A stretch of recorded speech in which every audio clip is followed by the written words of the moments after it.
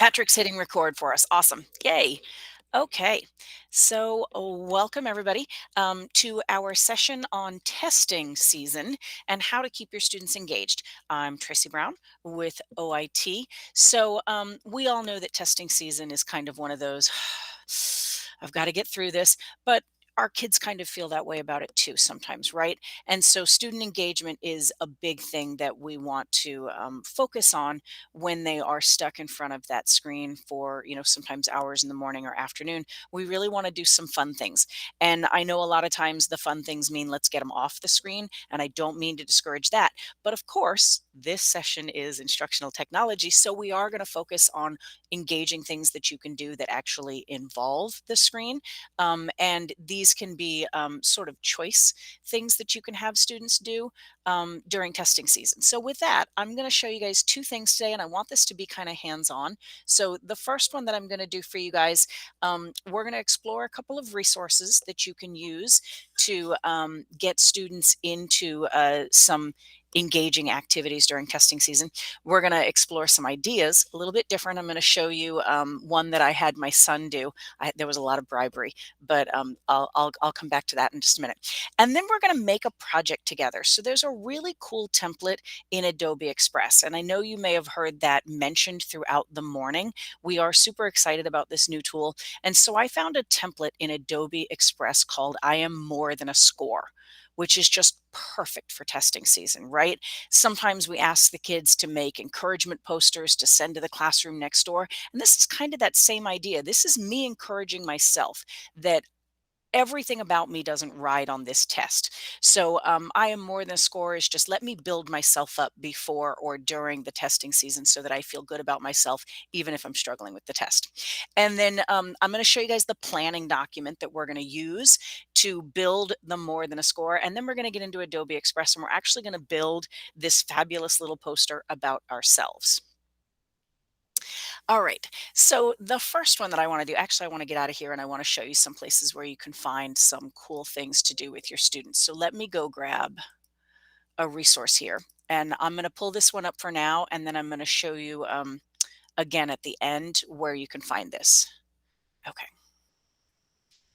All right. So a lot of the ideas that that I'm going to show you guys today come directly from our website called Digital Takeout. And the idea with Digital Takeout is these are grab and go activities. They're ready to go for you. And some of the things that we think about when we talk about engagement activities, certainly virtual field trips.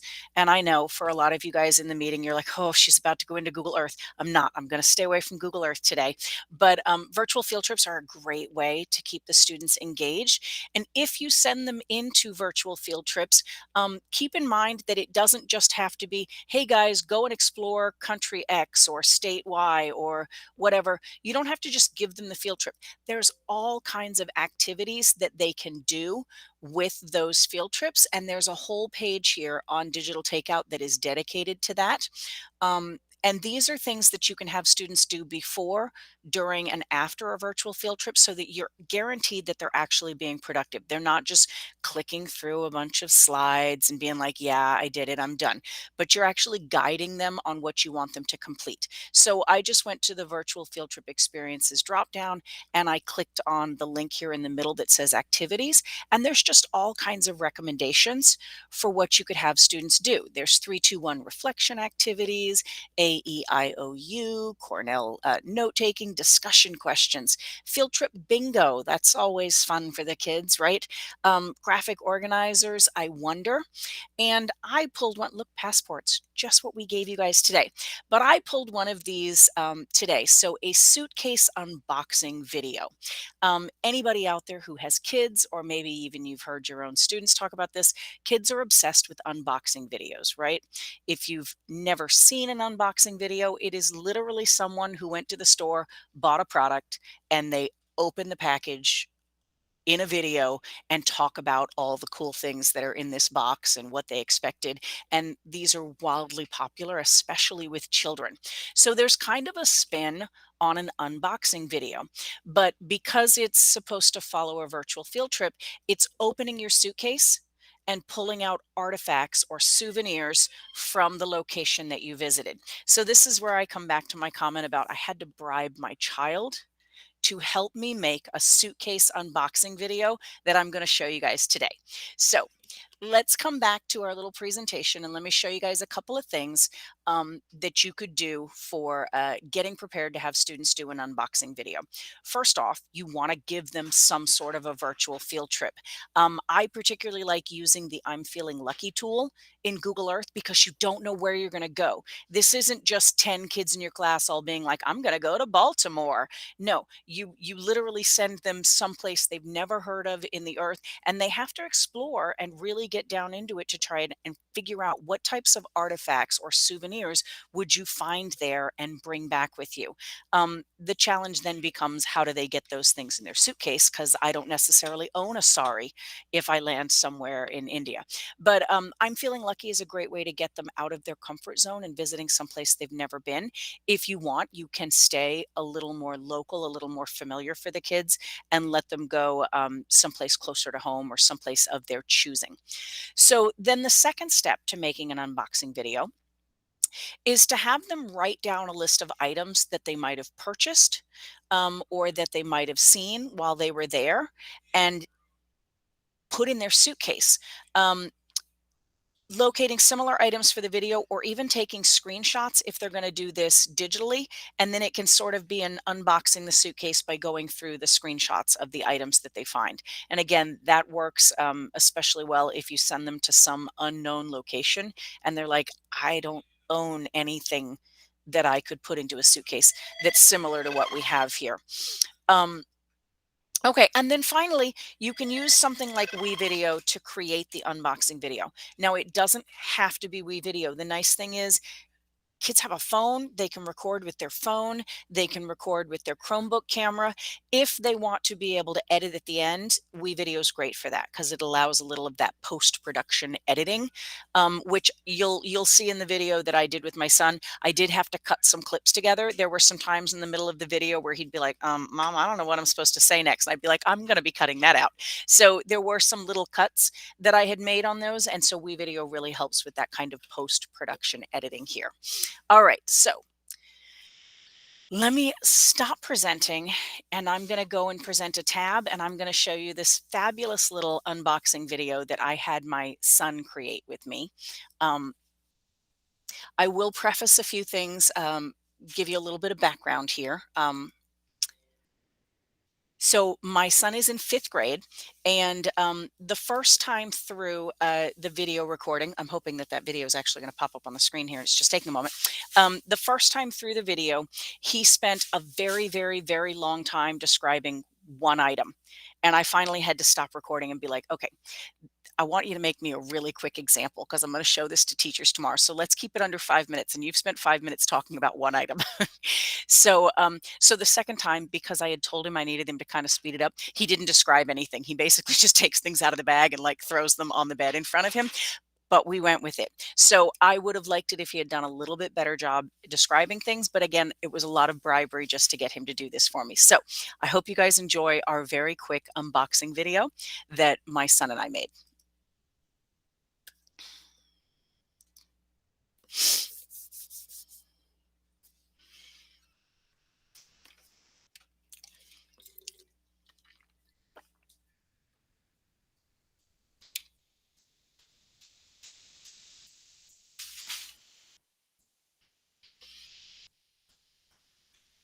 Hey, Grandma.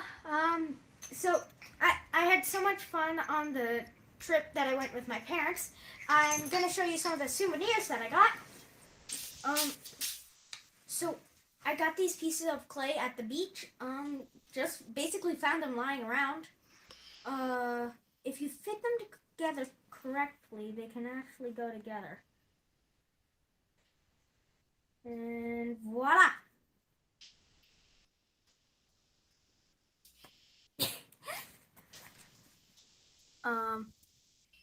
Anyways, that's one of the things. Shells. Rock. Sea glass. Rock. Actually, this is gel. Glass. Glass. So, we went to Provincetown.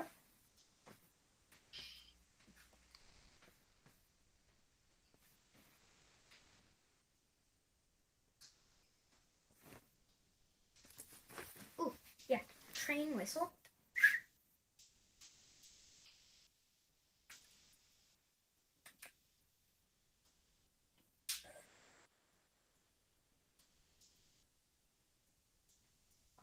Temperature, compass, and one more piece of glass. Anything else? Uh, anyways, um, our seaweed people.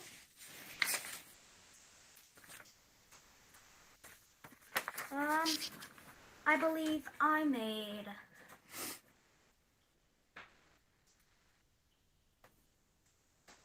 I think I made this one. I lost the crab shell for it.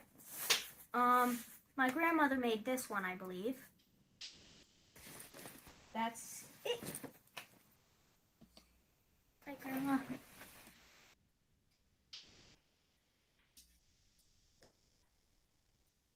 Okay. So that was our quick little version of an unboxing video, and he wanted to do it based on like a trip to the beach. So this would almost be like a back to school activity, where it would be. So I'm trying to get out of the video now. A back to school activity. Nope, stop. Uh, so that's one way that you could have the students do it, unbox something that they did over their summer vacation. But certainly, if you send them off on a virtual experience, a virtual field trip experience, an unboxing video is a great way to wrap up and share what they learned, what they explored as a part of that. Stop clicking to play. Some things that I would recommend including in an unboxing video, and this is where I tried to guide him, but again, when you have to bribe your child to do things, sometimes you just go with the flow. Who's the audience? You notice that he opened the video by saying, "Hi, Grandma." So who are you presenting to? Who are you unboxing this suitcase for? The recipient, who is the suitcase for? Is it my suitcase? Am I sending these items to other people? So those are great things to talk about as you unbox. Who's the sender? Who is sending this suitcase full of stuff? Are they all coming from me? Did I receive them from someone else? Again, those ideas. The setting, where are you? Are you still on vacation? Are you packing up what's going into your suitcase? Are you back at home after your vacation? And then this sounds kind of silly, but a suitcase. Yes, have one. It really adds to the illusion that you are unpacking your suitcase and showing off all of the cool items there. So definitely encourage the kids to actually have a carry-on bag for an airplane, have some type of a suitcase, a box, something that they're actually pulling the items out of, to kind of keep that illusion going. All of the contents, of course, you're trying to show off what is in the box. Is it just the souvenirs and items that you purchased? Are there any letters or notes that come from the sender to the recipient? Those types of things. Explanations. And again, this is where I had to kind of walk that line with my child to do this for me. What's the significance of the items that's in there? What do they have to do with the place that you visited? And why did you include these items when you were showing off the souvenirs and artifacts from your visit? And then a great way to close it is with something like what I learned, what I explored, where I explored, what I liked about it, where I want to go next. Things like that are all a great way to close an unboxing video. So just one neat idea of something you can do to engage your students during testing season is that suitcase unboxing that partners nicely with a virtual field trip. But we're going to talk about a poster project called More Than a Score. So, on the right hand side, on the presentation right there, you're seeing this tricolor kind of pulled apart image right there, lots of circular text around it. And this is exactly what we're going to all create today, is this exact poster. And as I said, we're going to use Adobe Express to do that. All right, so you guys are going to need three things in order to do this. And I'm going to show you what I have for you before we get into this and start working on it together. So the first thing that I want you guys to do is I want you to find a picture of you. You can find a picture of you probably on your phone, right? Everybody's got their phone in front of them. You can probably find a picture of you on your phone that you could email to yourself, put into your Google Drive. You might have a picture stored somewhere on your laptop or desktop computer that you have in front of you. If you absolutely 100% do not want to do this project with a picture of you, you can go online and find a picture of an animal, find a picture of a celebrity. I would like you to try it with a picture of you. If you really, really don't want to do it with a picture of you, you can use a picture of your child or a celebrity or something like that. But I'm going to pause there before I go on to the second one. And I'm going to give you guys time to find a picture of you or find a picture that you're willing to use for this project. So we're going to take about 3 minutes and then I'll check in with you guys and see how we're doing in finding a picture and getting it somewhere where you'll be able to access it from that computer that you're sitting at right now.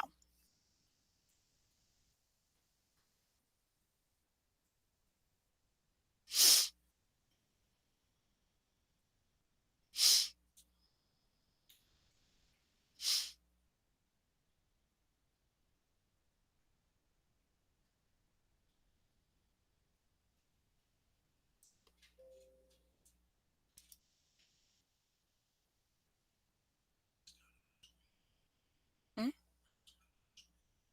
Oh, good. Thanks.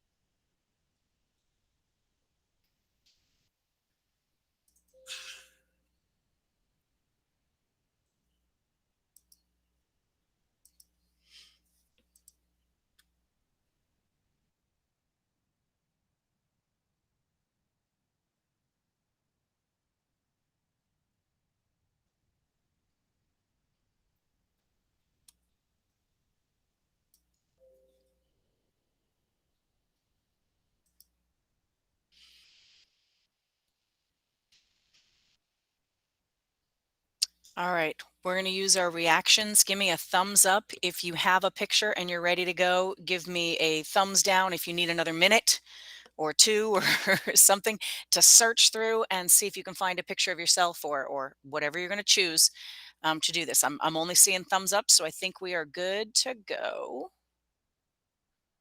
Awesome. Okay. All right. So the second one, whenever you do a project like this, it's good to give the kids a little bit of time to plan what they're going to say. You noticed around our model that was in the poster originally, there's text around her face, and that is where you're going to write some positive traits about yourself. So I dropped in the chat just a moment ago a link to that planning document that's going to give you a chance to fill out what you need to for this particular document. Sorry, I'm getting it up here so that you guys can see it on my screen, but you're opening it on your own. So what the planning document is asking for is one of those circles of text is the I am, and then it's four major characteristics about you. And again, we're talking about positive attributes. So you might not want to say something like, I am tall. You might want to say something like, I am smart. So you're looking for things that are going to be encouraging for your kids when they're in the middle of the test, maybe struggling and not feeling great about themselves. And that's going to make one of your circles. And then you have an additional 6 things that you want to say about yourself. And again, you want to focus on things that you like about yourself, things that you want to say that are positive about yourself. So 6 additional things. I'm creative, I'm pretty, I'm funny, I make my friends laugh. So I'm going to give you guys a minute again just to fill this out about yourself, because planning this out is going to help you when we get into the poster to just go, go, go, go, go and build, and we'll be ready to go.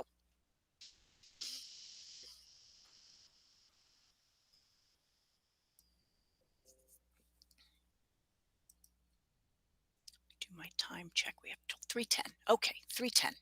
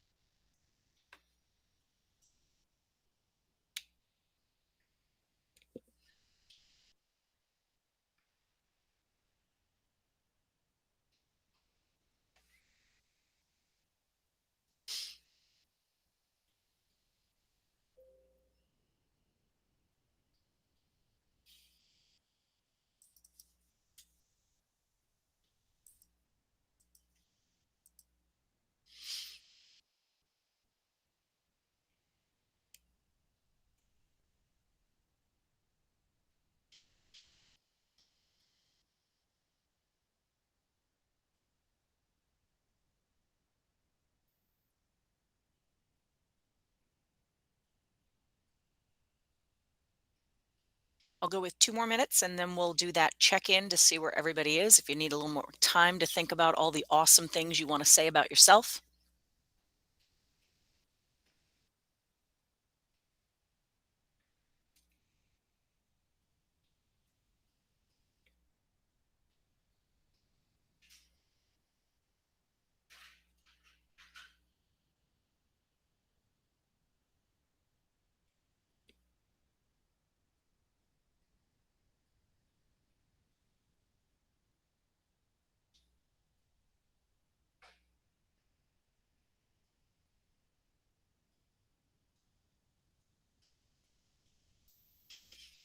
Marcus, 10 things feels like a lot. I know your kids will struggle with it too, right?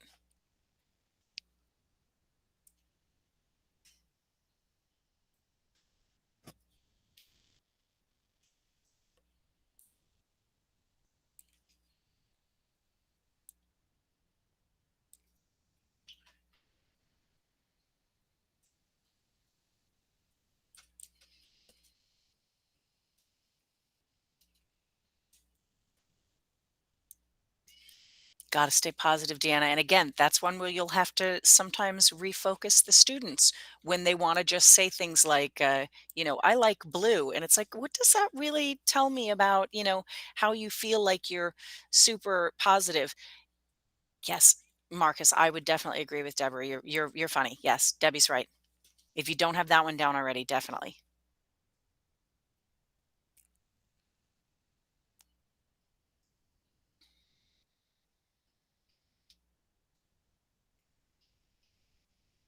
I'll give you guys 1 more minute and then we'll do that check-in.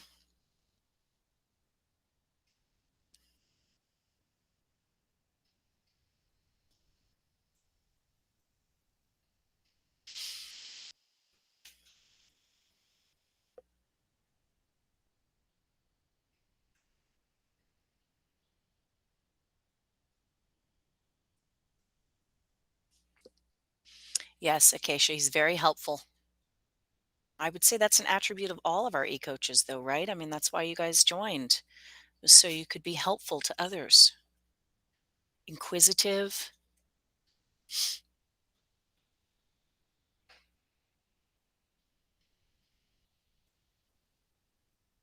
All right, so let's take that temperature. Use your reactions. Give me a thumbs up if you've got 10 things and you're ready to move on. Give me a thumbs down if you feel like you could take another minute or so to think. Seeing lots of thumbs up. Okay. Perfect. Okay. Thanks, guys. All right. So, our third step, according to our little presentation right here, is to access our poster template and build. So, if you haven't seen Adobe Express yet, one of the awesome things about it is that you can start from scratch. You absolutely can. You can get in there with your own pictures in your head and build completely from scratch. But they also have all kinds of cool templates. And the one that I'm going to show you guys today is specifically from an area that they have called challenges. So, they're challenging students to create certain types of projects that fit in with seasonal activities, certain times of year. So obviously, this one's going to be a great one for testing season. So I'm going to move away from the presentation for a little bit, and I'm going to show you guys a couple of things that you may or may not have seen about Adobe Express yet. So first off, it's on ClassLink for everyone now. It's a multicolored capital A sitting on a black background, and that will get you guys into Adobe Express for Education. And I want you to click that first because I want everybody to get logged in correctly before I give you the template. I'm a little bit concerned if I give you the template and then that prompts you to log in that maybe you won't get logged in correctly. So it's now on ClassLink for all teachers and students. Keep in mind it may not be in the same place for you as it is for me, but you're looking for that multicolored capital A right there. And I'm going to drag ClassLink back out of our way. And then once you're there, you should come to a screen a little bit like you see here on mine, although you may not have the same projects that you've completed, but you're going to come to a screen that's similar to this one. And now I'm going to get you guys into the template that we're going to use. So I'm going to grab this link and I'm going to drop it in the chat for you again. And so I want you to click on that one to come into the creative challenge for the more than a score.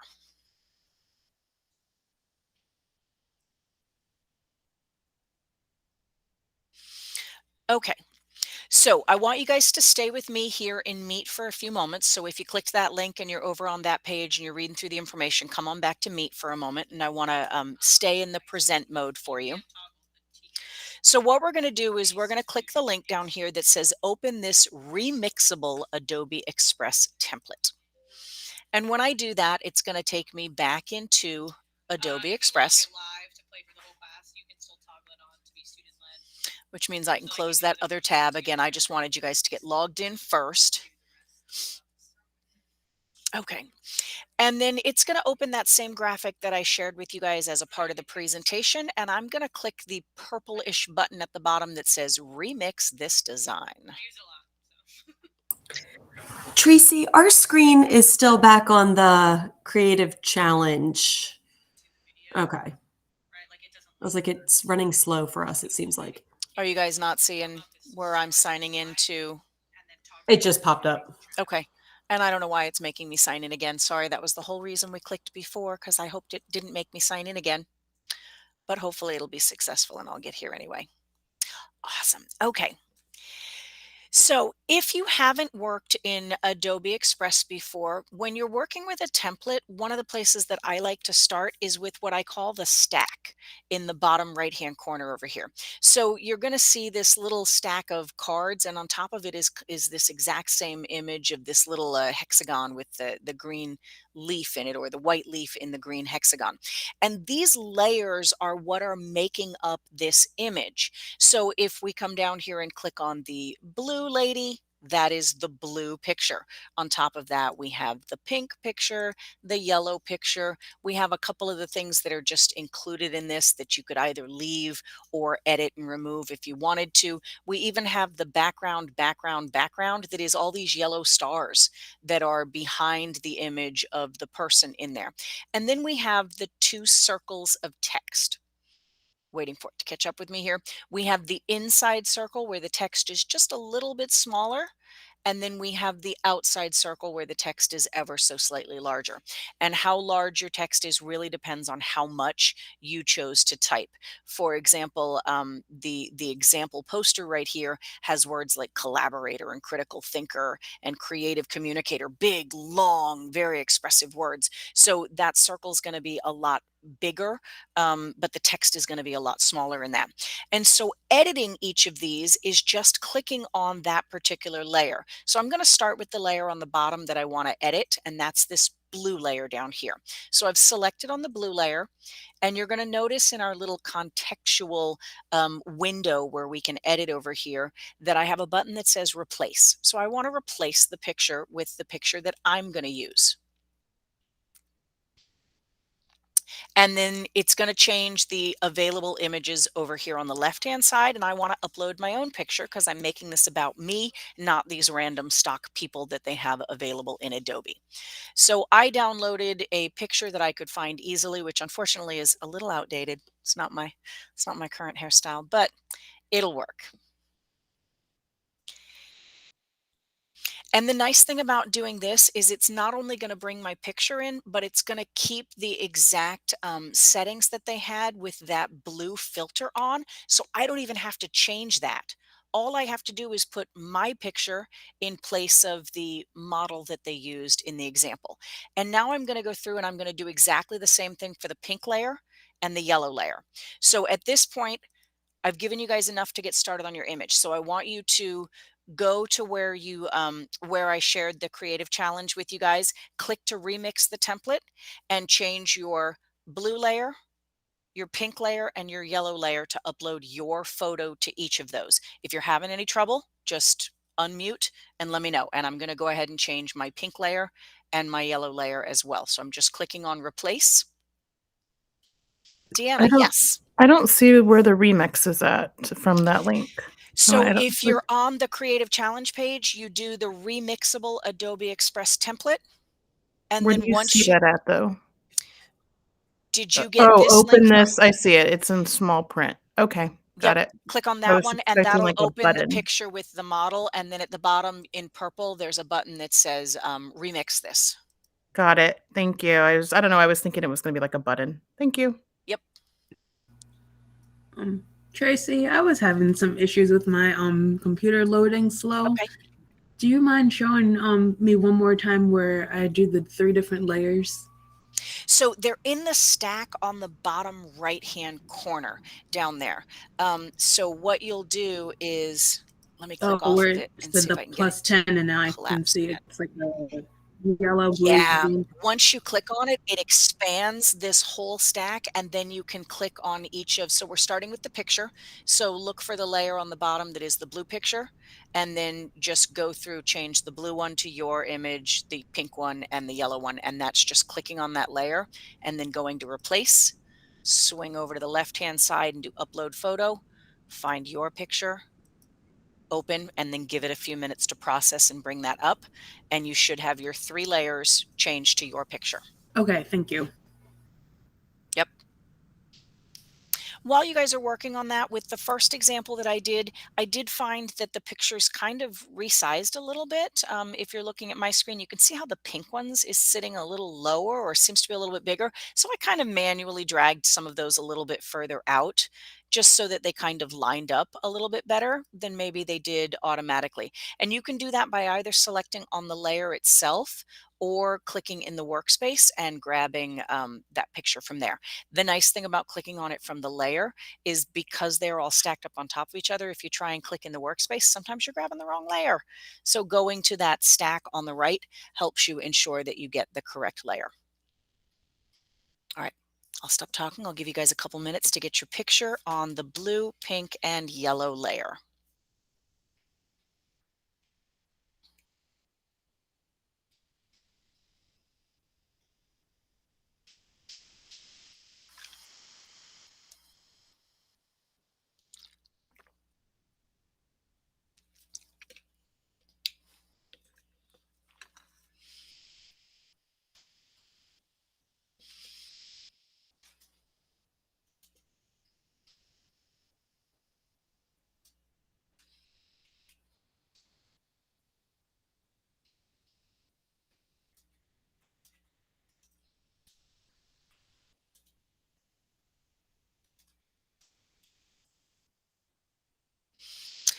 Marcus asked, does it save your uploaded photos somewhere? Not that I have found, no. What wonder what's next to the three dot or what's in the three dots. Ooh, my stock photos? Hmm. Those don't appear to be me. Nope, those are definitely not my photos. So those are probably, yeah, I know I've used the lady here with the red and black top. So these are probably pictures that I've used specifically before in examples, but not pictures that I uploaded myself. Um, so aside from that, no, I don't believe that it does save them here. All right, once again, give me an update on how you guys are doing. Give me a thumbs up if you've got your 3 pictures in and you're ready to move on to the next step. Good, good, good. Lots of thumbs up coming in, lots of explosive thumbs up. Fabulous.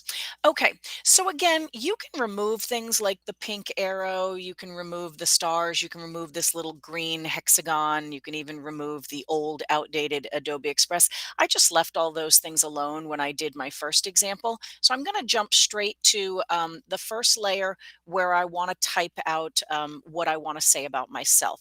And this one is the smaller inner circle is where we're going to put the 6 things about ourselves. So over here in the upper right again, you can see that we have the text that was placed in for the example. And if you just click into that box, it expands so that you can see all of the different things that were put in there. And this is where we're going to put the 6 things that we had typed on our planning document. So 6, not 4. So we're kind of working from the bottom up in the planning document. So I'm going to drag my planning document over to the other side here. And then I'm going to do, wait, that was the wrong one. I need the Tracy's planning document, not the blank one.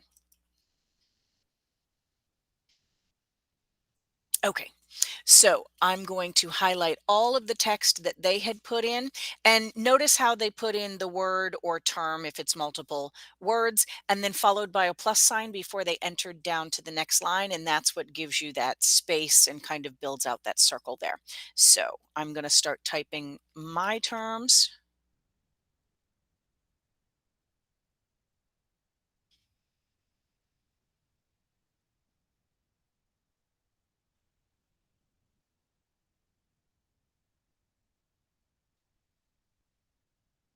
And you'll notice if you're watching me or if you're following along on your own, that when you first delete all the text that's there and you type in your first word, the text is huge. The circle didn't get any bigger, but the text is huge because there's not a lot of text to fill up the space. But the more you add,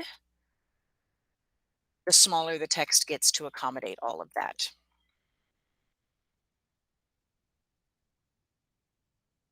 And then don't forget to include a plus after your last term so that it completes the circle for that one. I'll give you guys a moment to have your planning document up and grab the 6 things that you want to tell people about you on that first lower circle.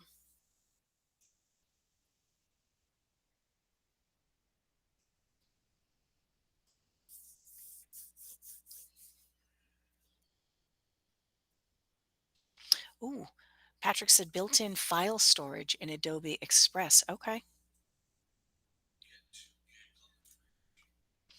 Patrick says there's 2 gigs on the free version, so there must be more on our, education versions. Thank you. So potentially 100 gigs. Okay, so while you guys are typing that out, I'm going to move to my second circle, my outer circle. I'm going to select on that one, and it is exactly the same. You're going to click into that text field on the right-hand side. You're going to leave the words I am this time, and you're going to remove everything else and type in the 4 terms that you wrote about yourself, those major characteristics that you said. So I am, and you can leave the A if it fits with the words that you put in, or remove it if not. Don't forget your plus signs.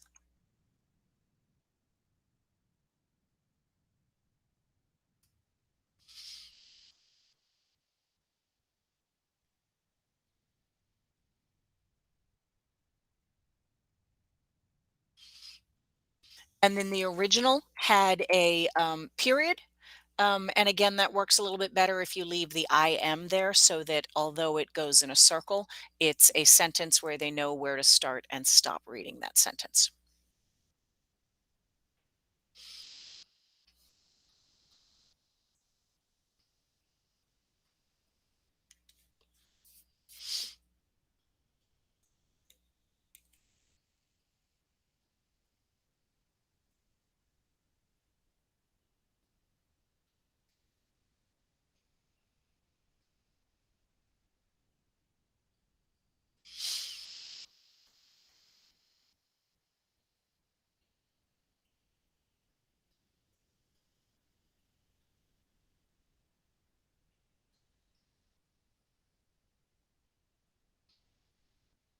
And then the last thing I'm going to say about these, again, if you want to change the sizing of anything, if you feel like your text is kind of overlapping each other or a little bit too crowded, you can always grab the corners of one, the inner circle or the outer circle, stretch them out a little bit, drag them in a little bit to kind of give a little bit more room to the text that's there. And again, I find it easiest to select the object by using that stack on the right-hand side. And then once it gives you the line around that, that's when I click into the workspace and actually use those handles in the corner to drag something out or in order to resize it. But trying to click on them in the workspace can sometimes be tricky because of all those different layers that exist. All right, so we're going to start wrapping up, and then I'm going to ask you guys to share some of the things that you created here. So, when you are finished working in Adobe Express, if this is the first time that you have done anything in Adobe Express, if you come over to the upper right-hand corner, you'll have two buttons. You've got a download button and you've got a share button. If you click on download, it gives you a handful of very standard options right here. You can download it as an image. There's actually three options for images. There's a ping, a transparent background ping, and a JPEG. So just gives you a little bit of choice. But then you can also download things as a PDF. So depending on what you have created, you can decide what format is going to work best for you. Keep in mind, if our students are working on Chromebooks, when they choose download, it's going to prompt them to save it to their Google Drive. So awesome option for the kids right there, to just download something to their Chromebook, to their drive, and then they can share that with you or their classmates. If you click the share button, there's several different options under share. First off, publish is not enabled in AACPS, not enabled for staff or students. So publish is not going to be an option for us. Inviting people is inviting them as collaborators. It gives them editing access to your project that you're working on. While collaborative creation is possible in Adobe Express, I'm going to use the word clunky, because it doesn't allow two people to collaborate at the same time. If I were to invite someone, Trish Mathany's on my screen, so I'll just use her as an example. If I were to invite her and she were to try and open this project right now, it would say it's locked because someone else is editing it. So the fact that two students can't edit together in real time is something that is a little different than what we've come to expect with working with Google and OneDrive and things like that, where it's very seamless for people to be editing at the exact same time. There are options to make your own templates right there. If you send it to Google Drive, for you as the owner of it, when you click on it, it just opens right back here in Adobe Express. For somebody else that you share it with in Google Drive, it's going to open in the preview window for them. So again, that's a great option for students if they're looking to turn something into their teacher or share it with their classmates. For you guys, I'm going to ask you to send your projects to Google Drive. And then once you have sent it to Drive, I want you to change the sharing permission to anyone with the link can view and drop them in the chat, because we're going to pull them up and we're going to take a look at what you guys made.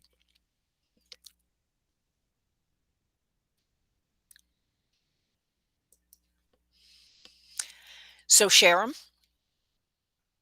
send them to Google Drive. Don't forget to change your link permissions to anyone with the link can view, and then drop them in the chat for me.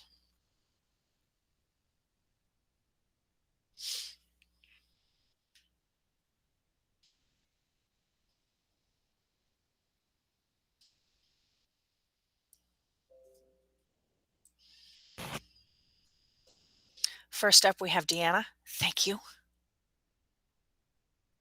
Katie, that's all right. Don't worry about it. I just want to make sure we have time to go through some of these awesome creations. But if you don't get it finished, that's fine. Oh, we got one from M. Here we go.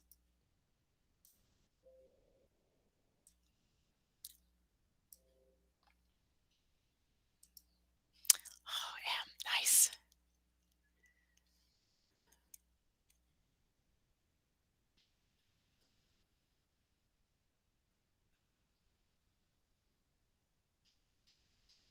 Deanna Stacy says she loves you change the colors of the words. Yes, you can definitely encourage students to take these templates and kind of run with them a little bit on their own.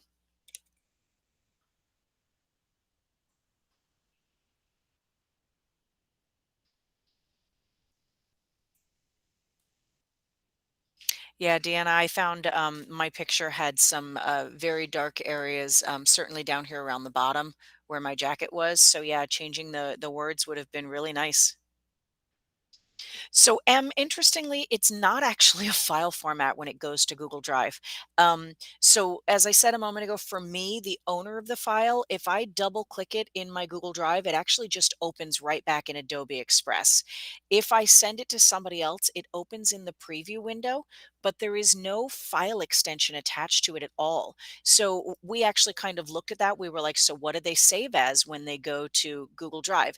And the only place that you can see them, depending on how you send it to Drive, like you'll see the one from Stacy right here. It says it's a .ping, but on M's it doesn't say that at all. So they don't necessarily save as any type of extension. All right, here we go. We got Marianne. So where they go in your Google Drive. So if you connected your Google Drive and you checked off the boxes to allow it access to your folders and stuff like that, it would have created a folder for you in your Google Drive called Adobe Express. And if you're not seeing that particular folder, then we'll have to talk about disconnecting your Google account and probably reconnecting. All right, we're down So to 4 minutes, so I'm going to give you guys about 2 more minutes to share if you want to. Again, if you don't want to share anything, you don't have to. This is just an opportunity for us to kind of show off what we made. Go ahead. Somebody started to ask a question. I was just going to say, I think I may have, this is Marcus, I may have clicked on Google Drive, but not checked any boxes. So And I have directions for how to fix that. Basically, what you have to do is you have to disconnect the app from your Google Drive. And then, yeah, and I did the same thing the first time. I am 100% guilty of being one of those people that doesn't read all the information on the screen. I clicked to connect my Google Drive, and oddly enough, allow it access to send things to your Google Drive is not checked by default. I don't know why I'd want to connect it to Google Drive without allowing it to send things there. And so I had to disconnect it from my Google Drive and reconnect it. But I have directions for you guys, so I will share those in the chat for you as we're wrapping up. Let me give 1 more minute for anybody who wants to share their picture, and I'm going to go find those directions for you guys. Give me a second. They are probably owned by OIT. Maybe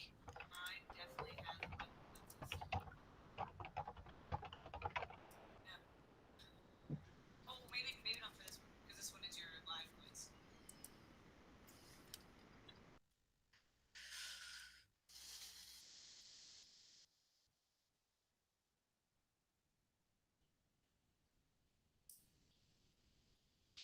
All right, I found my directions for that.